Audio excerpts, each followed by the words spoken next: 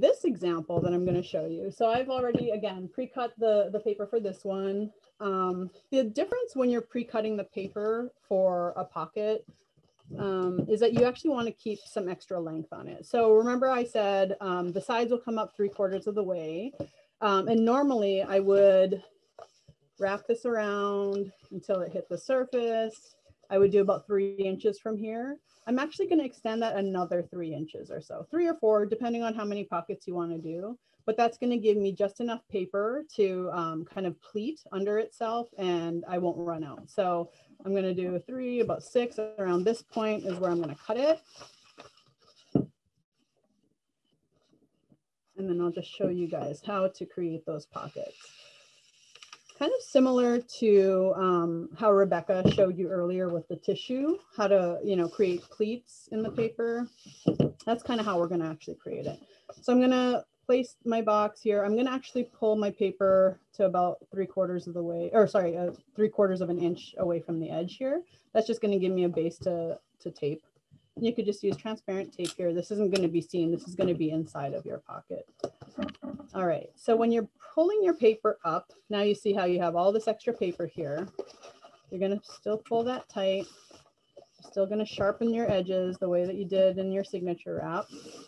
But at this point, you're going to and in this case, I did about 1.5 inches from the bottom for that first pocket. So about 1.5 inches, I'm going to actually fold the paper and tuck it down to the bottom edge. Okay. And then I'm just going to crease it. And so you see how I've created that first pocket there? I'm going to do the same, but to the top one, because this is where my greeting card is going to go in. I'm going to fold it under, again, Liz, this is just one extra fold. And here you are with like this amazing pocket, right? And you could, about 1 inch or so, 1.5 inches or so from that other pocket. And you're just going to do that. And you can, again, in this case, your greeting card can fit right into here, right? So as long as you have a little bit of that greeting card poking out, I think that it should be fine.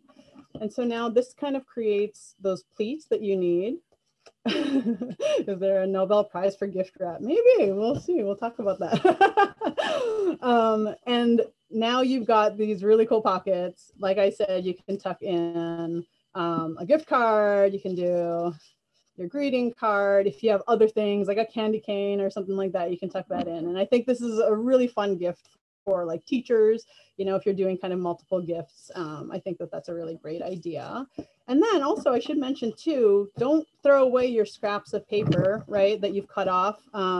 You can always, as you saw in their videos, like line your envelope with it. So now it's all coordinating, right? Super fun way to use your scraps.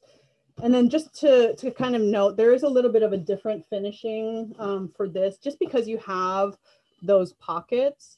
Rather than pulling the paper in from the sides for this one, I actually like to tape down that top flap first, just because you have kind of like that extra paper.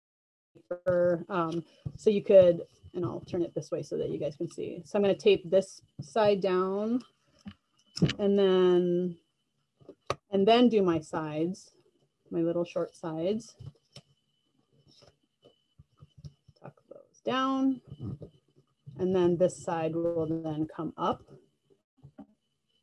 Okay, and then if you can, because this is a pretty little edge here, but if you can tuck that paper down right so you can get that same clean edge that I had mentioned earlier. Just like that. And then I'm just going to secure that with some double-sided tape. And then of course you just finish it, with some ribbon, some stickers, whatever you want to do to kind of elevate that. But that is how you do your pocket wrap.